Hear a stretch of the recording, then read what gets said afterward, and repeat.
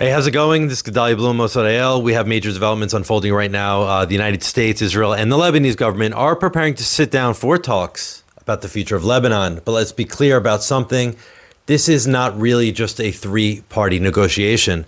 Now, there is an elephant in the room or within the Lebanese borders, and that is Hezbollah, in which they actually probably should be in these talks. Of course, they'll be the subjects of these talks. And in reality, Hezbollah is really the one holding all of the real power as far as what the future of Lebanon is going to be. Now, the Lebanese government does not have full sovereignty. It does not have full control. And it certainly does not have the authority to negotiate on behalf of Hezbollah.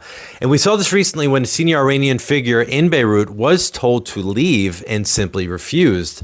And that tells you everything you need to know about who actually holds the power on the ground in Lebanon. Now, there's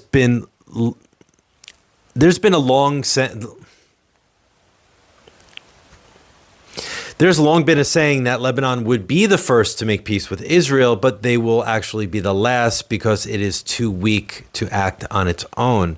Now, we are now watching that reality play out. The Lebanese government has declared that there is only one military force in the country, the Lebanese army, but everyone knows that Hezbollah is much stronger, better funded, and backed by Iran and its allies. So the real question is this: how do you disarm Hezbollah without triggering a civil war? Because that's actually going to be the subject of the talks.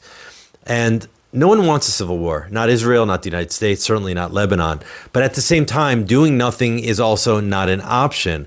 We are now seeing a similar situation in Gaza, where the deadline has passed, commitments are ignored, and the armed groups like Hamas remain in control without any consequences. So what exactly are these talks meant to actually achieve? Now, they probably shouldn't be called peace talks. They should be more called strategic talks.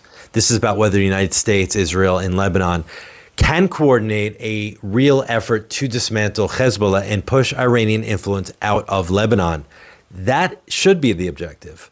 And the challenge is, how do we do it? Through diplomacy? It's not going to work. Through pressure? Probably not. Through force? I think that is really the only line nobody wants to cross, but it may be unavoidable. Hezbollah is willing to let Lebanon burn. Iran sees Lebanon as a proxy, not as a nation. So Israel is walking a very thin line here because on one hand, Lebanon is a sovereign state. And on the other hand, it is also hosting against its will an Iranian-backed terror proxy.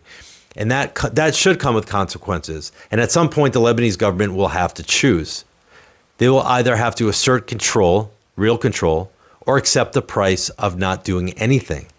And what I would like to see from these talks is very simple: a clear deadline, a clear path, a real international and real international backing, not just from the United States and Israel, but from Europe, the Gulf, and beyond. Because without that, these talks will go absolutely nowhere. And we are at a crossroads. And the question is whether this moment leads to action against Hezbollah or just more words.